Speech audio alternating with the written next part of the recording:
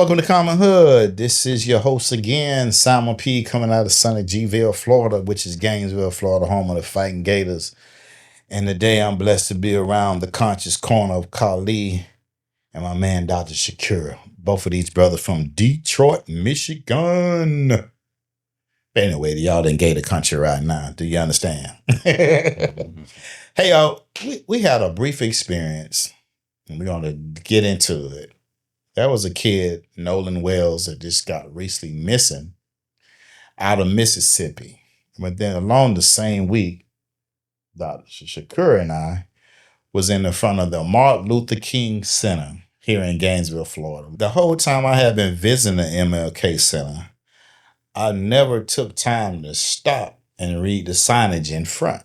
Dr. Shakur brought something to my mind, and I stopped and read it. And I'm going to read it right now. It was a community remembrance project in Alachua County. And I kind of wondered who's selected to put this piece of statue monument there. But it's called the Lynching in Gainesville. So I'm going to read it as such. It says, whites mostly lynched at least 4 black men in Gainesville between the year 1877 and 1950 in complete disregard for the legal system and their constitutional rights. And then on February 17th, 1891, a white mob abducted Tony Champion from his jail cell and hanged him from a tree near 6th Street. This 6 months later, on August 24th, 1891, a white mob seized Andrew from the jail and lynched him from the same tree. Law enforcement failed to protect black people in their custody from the mob violence. Despite their legal obligation to do so, on November 26, 1896, a deputy sheriff was complicit in handling Alfred Daniels over to a white mob that hanged him and riddled his body with bullets. Facing little to no resistance while perpetrators of racially motivated violence were emboldened to attack black people with impunity, on March 21st of 1942, white men fatally shot a black farmer named Lester Watts in front of his house in an attack near University Avenue. After slavery ended, lethal violence against black people intensified, and lynch mob violence emerged as a tool of racial control even before the 12-year period of Reconstruction that ended in 1877. And the federal government withdrew protection for black people in the South. White mobs in Gainesville lynched at least 8 black people as in the Reconstruction era lynching. No one has ultimately held accountable for lynching of Mr. Champion, Mr. Ford, and Mr. Daniels, or Mr. Watts. And we are the Alachua County Remember Project Equal Justice Initiative. That's in front of the Nobel Prize winner Martin Luther King was, in front of his center. That was a project located in this particular area. So, Dr. Shakur, I'm going to start off with you. You tell me, what's your feelings about it being placed at a Martin Luther King Center? Well, I'm 70 years old, so I was 12 years old when Jim Crow technically ended in this country. I've been a victim, as I was telling people earlier, of course I'm alive, of living in a town in Michigan where walking home at night from college and from work, where carloads of whites would come up and call me the N-word, point guns at me. I had 4,000 whites threaten me in a basketball game where I was the only black on the basketball team. And so naturally I'm alive. So I have not been a direct victim of lynching. I remember hearing about lynching from the time I was 4 years old and 5 years old because my granduncle was lynched, tarred and feathered, and they found his skeleton, but they had a Bible in his hand. So I always heard that story growing up, and many other stories. Don't get caught in the white neighborhood, else they'll lynch you.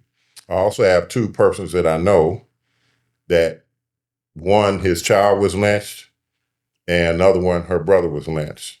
So that is a real thing. So let me say what I feel about it. I wanted to just set that up. So I also want to say this before I answer this. A lot of people like to deflect talking about lynching against blacks because they want to talk about black on black crime. yes, there is black on black crime. And I'm also sensitive to the Native American populations that were decimated, and women, and the killings of people all over the world. So this doesn't exclude that, but specifically we're talking about violence against African Americans or blacks in this country. And I like to say this, John F. Kennedy Jr. in his last edition in George magazine, if you can find it, had a whole expose of lynching in America. Some people feel that his demise might have been because he was putting out political statements in his magazine, but that's neither here nor there. But one thing for sure, in that magazine is a very pictorial of lynching in America, and it was very touching and heartfelt. Lynching in this country was a national pastime up to 1967, and most historical references state that. So what do we mean by pastime? It was like baseball. On Sunday, people would go to church, and when they left church, they would hang one or two black men normally, and they would castrate them, and then they would make souvenirs out of the balls and sell them. They also had postcards. So this was a national pastime. So that deals with an attitude that existed in this country and still exists in this country about black people, and specifically black men. So one says 4,000, and one says 8,000 blacks that the government has stated of blacks that were lynched in this country as a national pastime. And that becomes serious, saying in the mindset that just like throwing Christians in the lion's den, which was a pastime at that time, that black people were a pastime of being hung up to 1967. So that means that couldn't be that long ago, because I was 12 years old. And so now we still see the same thing. We know that the music mogul started off as a rapper, Queen Latifah, had a talk show. And on one of her talk shows, and I think that her show was in either 1999 or 2000, so one might want to look that up. She had a special on lynching in America, where it showed like 80 people, 84, 85 people had been lynched in South Carolina and another state. The following week, her show was discontinued. Okay, so I want to put that out there so people in the listening audience might want to Google and try to look that up. So we know that this is constantly going on. I indirectly know a person that was shot, and he was in an interracial relationship in Detroit. They shot him, burned him alive. I can't remember what they did with the girl. So that wasn't a direct hanging lynching, but it was murder and a form of genocide. So this is the last thing I'm going to say, then we move on to hear what Brother Kali has to say. You have to remember that the Thule Society, which is the philosophy that fueled the Third Reich, learned everything that they learned in America. And then they took that to Germany and then used that against the Ashkenazi Jews. But the whole philosophy of Heinrich Himmler and all the rest, they learned all that here in the United States. And they used the same philosophies, the same methodologies that were used against African Americans, of us being genetically inferior, us being animals, and all the other philosophies. And all they did was just remove African American, and they used that over in Germany. But they learned that here. So people need to understand that. Hitler and all them learned everything that they learned right here in the United States, of what was being used against black people and still being used against black people. So the Jalen Wells situation and my situation is just a continuation in my life of what's already been going on since Reconstruction. So we're not even talking about slavery, guys. We're not even talking about what happened there. We're talking about since so-called Reconstruction. Going back to the question, I said the placing of the Remembrance project of the lynching was placed in Gainesville, Florida at the Martin Luther King Center. Okay, I will point out, yes, there is a similar marker downtown beside the county administration building facing Main Street. It's in the lawn area just south of the Sankofa statue that replaced a Confederate statue. So it has been placed downtown. Now that's connected to an organization. I hope everybody will try to go to Montgomery, Alabama, and visit the Equal Justice Initiative, EJI. They've created a vast museum, 3 large different developments that illustrate the resilience of enslaved people and the violence against them, starting with capture in Africa, the horrible transportation, and the experience in slavery. So 3 big principles stand out with this lynching in America. 2 of them precede and precipitate the violence. That's the idea that Black people are not fully human, not totally people, that they can be killed like shooting a deer or a squirrel or a raccoon. And also the fear of a Black planet. That was once an album title.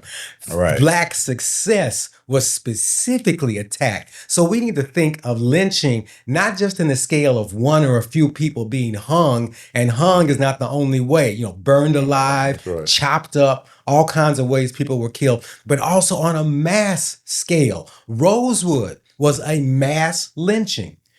Black Wall Street, Greenwood neighborhood in Tulsa was a mass lynching. Everywhere there was Black success, white supremacy said you must attack that. You cannot allow that to stand because these are not people and they don't deserve to compete with us. And everywhere that Black folks showed their amazing ability to compete, they would be attacked. And the third principle comes after the act of violence, where law enforcement and government does not touch it. In fact, sometimes they participate. So impunity in doing this, to the extent that these people would make these postcards and mail them around the country with crowds gathered around a charred, hung body, faces plainly identifiable, and have their children there with them, and still no consequences. And this is not stopped. This is happening today. I hear frequently about Black college students being found hung or killed on or near their campuses. Simon P., to answer your question even more directly, please, if you don't mind, because I know I didn't. Well, the question I ask each of you is that putting the monument sign in front of the Martin Luther King of lynching, which Martin Luther King stood for peace and nonviolence, the question was that an appropriate placage? It's okay to have it to bring it back, but was it to be a better approach, a better place to place that project instead of front of Martin Luther King? Well, I'm going to answer it. I said what I said first to set up what I'm going to say now. Because some of the things I'm saying to young people out there so they can do research.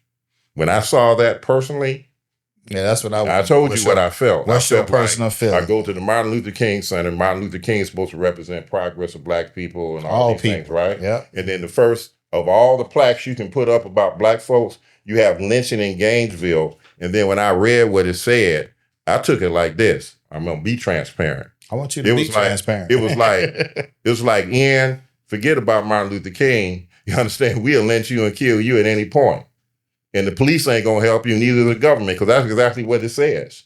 Yes. That those people were lynched, one on 6th Street. I almost memorized it. And then the other person was lynched on University. Right. So it states in there the police would not and did not protect that person and allow crowds and mobs to come and hang both of those brothers or those gentlemen up. Yeah, of those lynchings, still there has been no accountability. So I think that it was inappropriate. I think it was disrespectful of all the things that you could put up, because there are very few monuments in the city or buildings that are named after African Americans or Africans, depending on how we want to classify ourselves. Right. You understand? They could have had Frederick Douglass there or Harriet Tubman. It's just all kinds of things that could have gone there. Let me jump in. For years, the building that's now the school board offices was once a school. Yes. And it was called Kirby Smith. Kirby Smith was the highest ranking Confederate official that we know of who endorsed the policy of killing wounded Union soldiers who were Black on the field. No Black prisoners of war was what Kirby Smith promoted. So not only he had no strong connection to Gainesville, yet they named a school after him, kept the school board building that name. It was only taken down a few years ago when some of us pointed out the outrage of memorializing this bloodthirster as on our school board building. That's a great. So this is still being recognized as a hallmark of white power in America. And that's their heroes. Like, I'm from the North, okay? I've lived here almost 20 years now. And I remember my mother, God bless her. She lived to be 102. She's from the South. She moved north. And when I moved here, I said, man, these people here are cool, Mom. Blah, blah, blah. She laughed at me. And she said, stay down here long enough and see. You understand? And about 2 years after being here, this I won't say over there, I cuss. I woke up and I said, this blank is a very racist place. It's just different kinds of racism. It's a different type of racism. In the South, they will keep you close but tightly control you. Yeah. In the North, they keep you at a distance. That's right. So it's just in different the North, brands. you know right out if they don't like you because they tell you straight out. There's no guesswork. But here, people smile and act like they're your friends, but they hate you. Those attitudes. This I guess this was more brought to our attention because of the situation with Nolan Wells, who's in Mississippi with his football team, and now he's missing, and it hasn't been found. And most of the time when these things happen, they tell us to wait to see what the outcome is, and before we prejudge that it may be. Right. And one of the things that this does, and I'm just going to give you a couple that Noah Wells is known about. But however, there was a Tonia Nicole Miller. She was found hanging from a tree out of Gwen Cherry Park in Miami during the time that they had the Juneteenth weekend. Right. And that was June 18th of 2026, I believe, this year. Right. Once again, we're looking at no main media say play, but there's been no foul play on that. They'll probably end up saying, oh, it was suicide. That's now, right. I will tell you, as somebody who has studied statistics, when people kill themselves by hanging, they do it in a closet, they do it in their house. They don't go out in a park in a tree.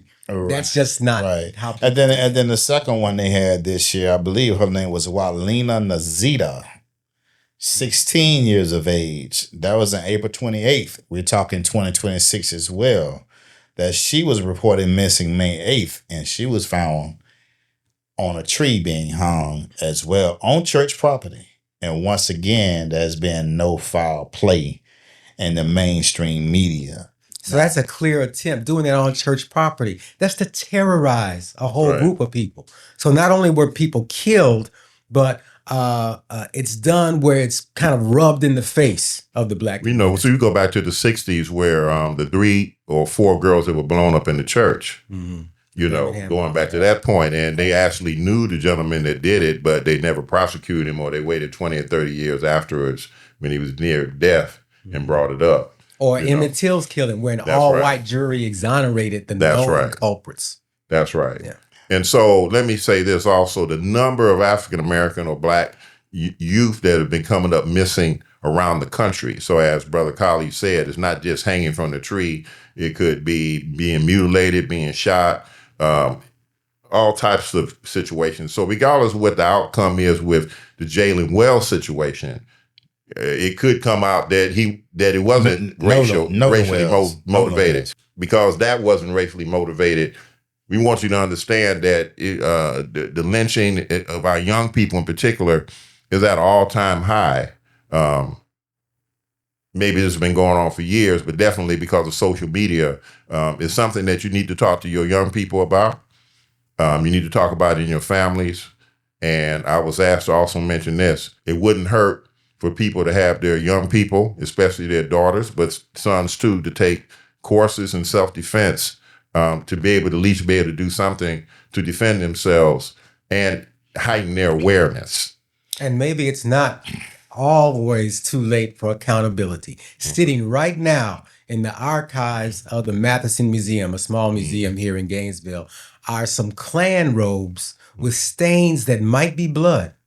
If those could be examined for HLA or DNA profile and matched to cheek swabs from the descendants of lynched people, that could be fixed in time and maybe establish some accountability. We have this project going on in Gainesville called the Alachua County Community Remembrance Project that is directly connected with that EJI I talked about in Montgomery.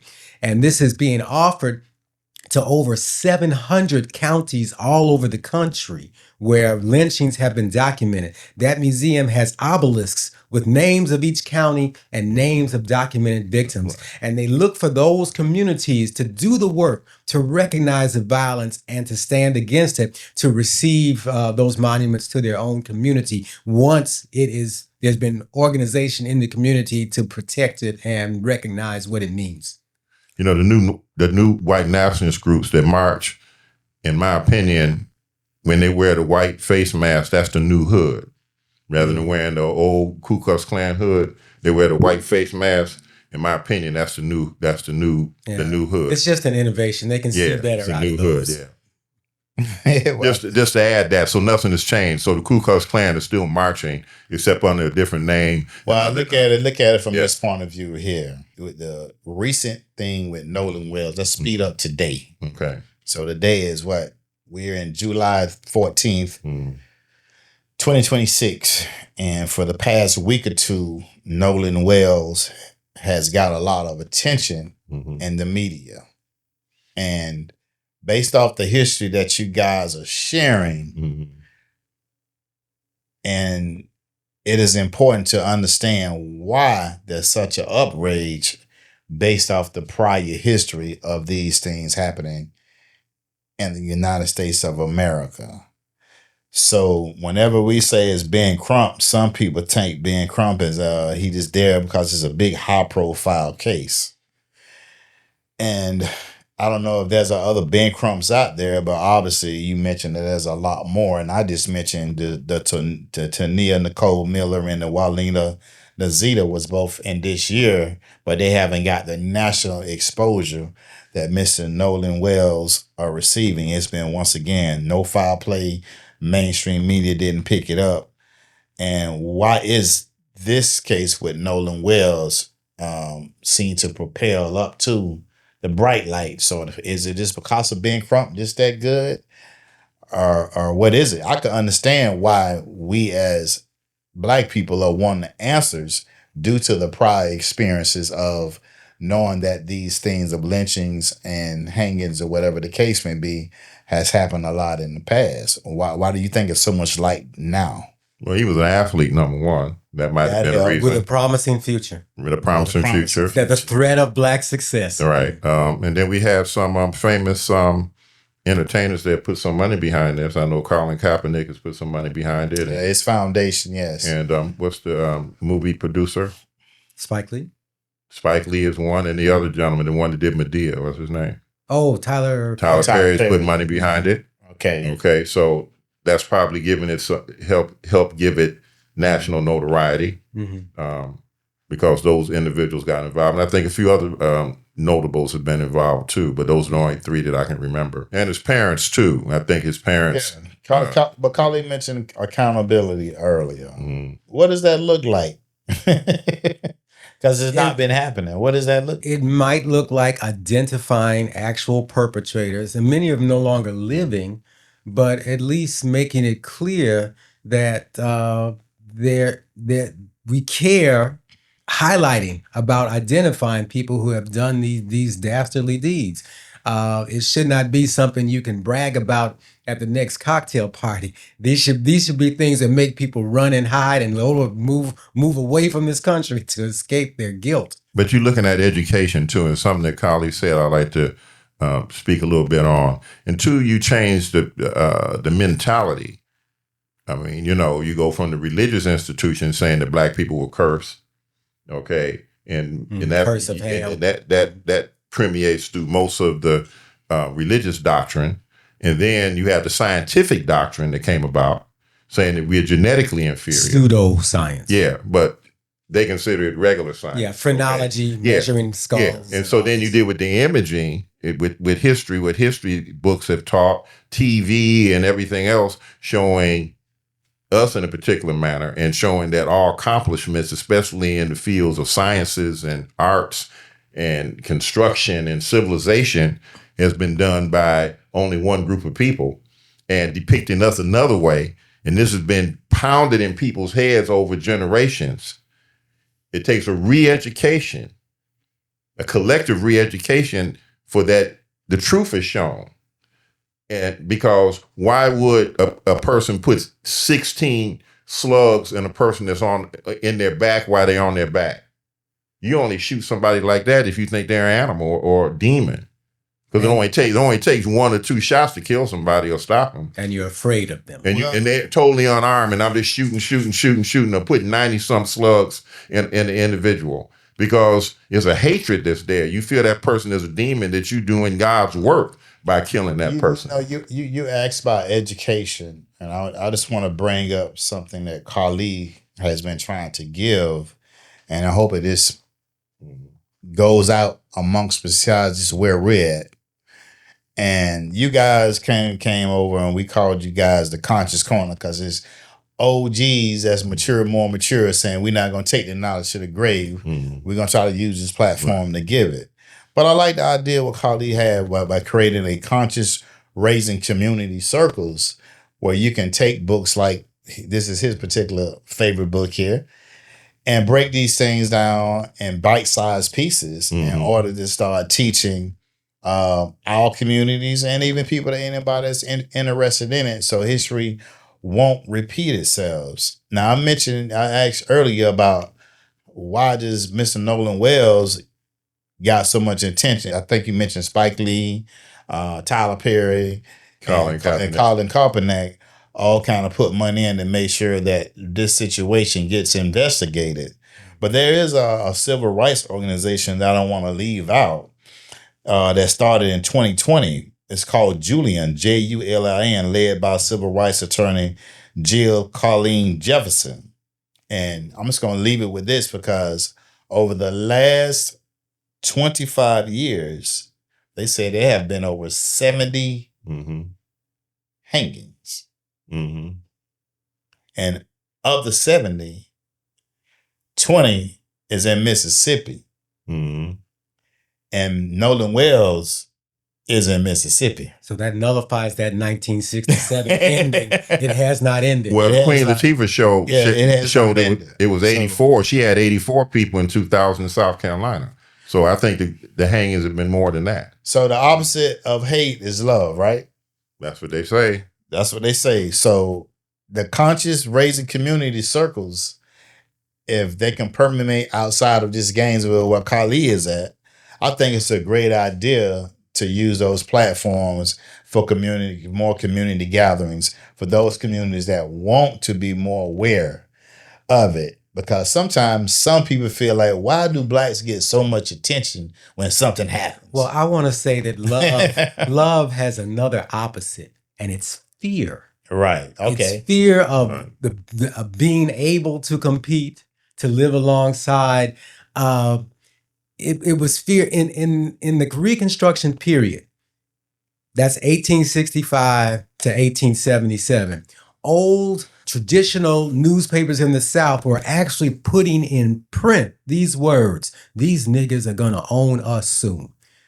There was no belief in a win-win solution that both communities could live, that both communities could interact. And they tried. In Wilmington, North Carolina, a team of white and black politicians won control in that town. And on November 10th, 1898, a mob of hundreds of armed white men attacked the city buildings and several black businesses, including a newspaper, killed dozens and dozens of people, drove thousands of people out.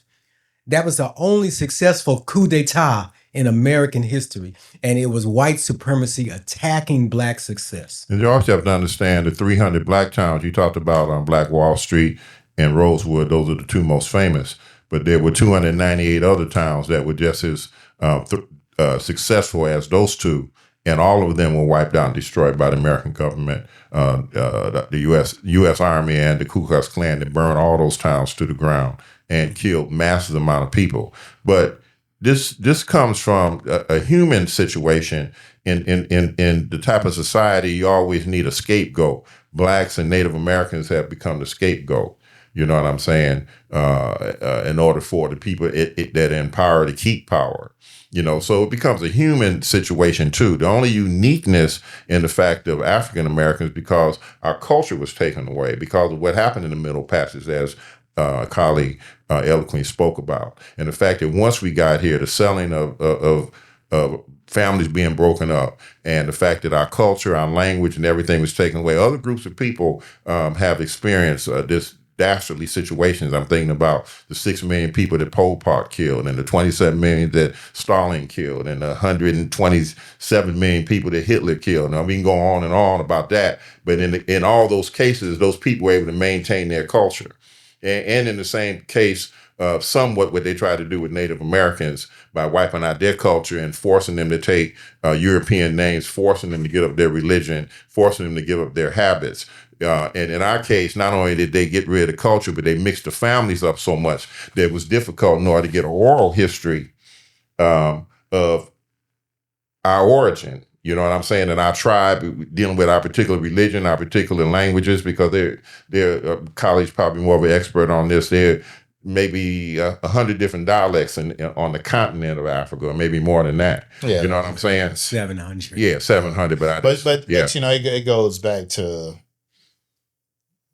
the conscious raising of community circles. Like, you guys are the conscious corner. Well, people got to come out. But people got to come out. Right. So, you know, I'm not going to point at what we feel like is stopping, because we do know that even though the things have continued, that it has to winter down.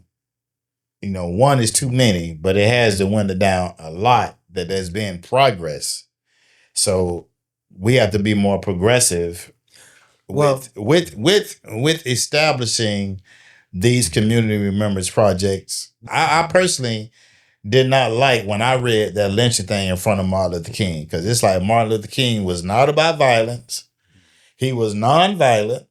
He was a Nobel Peace winner, and he was trying to get everybody to get along.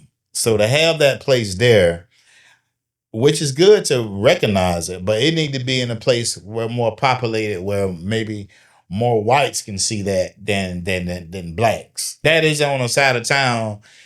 Martin Luther King is strategically placed on wherever his sign is at. Mostly is in black areas. We do have a similar marker downtown by the county. Yeah, but that's downtown. That need to go downtown as well, and he need to be replaced with someone else. You know, he mentioned Frederick Douglass or Harriet Tubman or someone else that's a little bit better, that stood for better rights for blacks. Mm-hmm. I personally did not like seeing that, and I don't go to Martin Luther King multi-purpose center a lot, but I normally be rushing to get in there, that I have been overlooking that. But when it stopped, it was somebody white that told me about it, that said, why would they have that there?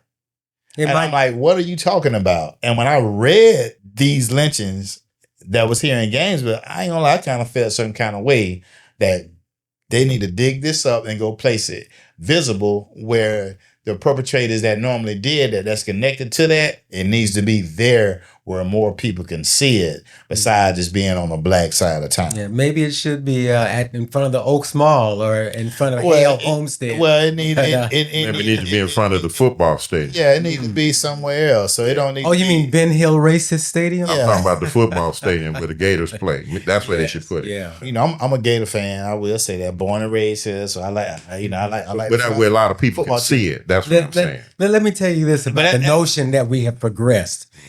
You may think you progress, but it's always possible to slip backwards. The high priest at Thais, that's in the Nile Valley, said to Solon, that's the Greek that modern European civilization calls the father of democratic laws, even though he studied all his civil administration in the Nile Valley. The high priest at Thais said to him, Solon, you Greeks are like children. There have been times when catastrophes have shaken the globe and people have to start all over again. So the notion is that there's always forward progress and it's always guaranteed. No, it is always a fight and a call to keep your attention on the prize. Eyes on the prize. But it goes back to the conscious raising community circles. So it's like we're in this current political environment where they're saying these things of history don't matter. Take them out of school. It don't have nothing to do with it. The future started yesterday. Hold on. So with that being said, we have to be more progressive, because if you don't keep history alive, it will repeat itself. I totally agree with you. So in closing, I'll let you guys give a couple of tidbits on what are some ways to raise our awareness, not this black people awareness, this awareness of these things that has happened on this soil we live at, on how to build these things in our communities to kind of be fed to other communities. And I like his idea so much about the conscious raising community circles, but I also say this here too about it. They always say if you want to hide something from the brothers, put it in a book. That's right. So if it ain't hitting in a book, what you recommend it at? Well, I like to say this, that ultimately all these issues are inner problems and spiritual problems in the human being. Ultimately, murder and killing of all types. So we need better preaching. Yeah, they need to be taught in the churches. I'm not even saying that, because we just talked about how lynching was done outside of churches. So. Yeah, I know we're talking about it, but inside, there's the inside, we're known to go into churches by the droves. But this is what, so much churches on the corner. This is what I'm saying to people in the audience, regardless of, I'm talking to all human beings in the audience. Human beings in the audience, regardless of what religion, no religion, whatever. If you're a human being, we need to sit still and really begin to listen to our inner self. And you begin to see that a lot of these things that people we hate, a lot of these different things are myths that we've been programmed and brainwashed in believing. People need to sit still and begin to really think about things. Think before you just emotionally act. I want people, as you said, let's put to lie the notion that you hide something from black people by putting it in a book. The case of amnesia, the stripping away of total personal identity that was done to kidnapped Africans here, has to be undone by us. No one will do it for us. So we need to get these books, follow these scholars, whichever ones you follow, that have brought back our history, and take it back. And keeping with that, because of the 57 to 60% literacy issues in Gainesville, I urge all the parents and grandparents there to really work with your children and with yourself to improve your reading skills. Because if you aren't able to read, then you can't benefit from this book or any other book. So we need to address reading. Parents and grandparents and uncles and aunts need to sit down with their young folks and read with them, talk with them. If you have a problem reading, I was talking to some young folks this morning, don't be ashamed. Ask for a tutor, ask for help. Ask for help. There's no shame in asking for help. If you don't understand math, if you don't understand reading, writing, or any type of academic subject, ask for help. And lap time with books from birth to 5 is where powerful reading really starts. Well, you know, before school. The new slavery is being illiterate, and it's done more through economics. So we need to increase our literacy rates, increase our exposure to economic literacy, and more unity. So that's going to be the things. And I close out with that. Appreciate everybody for coming through with the Conscious Corner. It's been a month or two that we got together. So hopefully we can link up again, which we will. All right. And as always, as Khalid would say, read more, change the globe. This is Simon P. and the Conscious Corners, brothers. We out. Peace.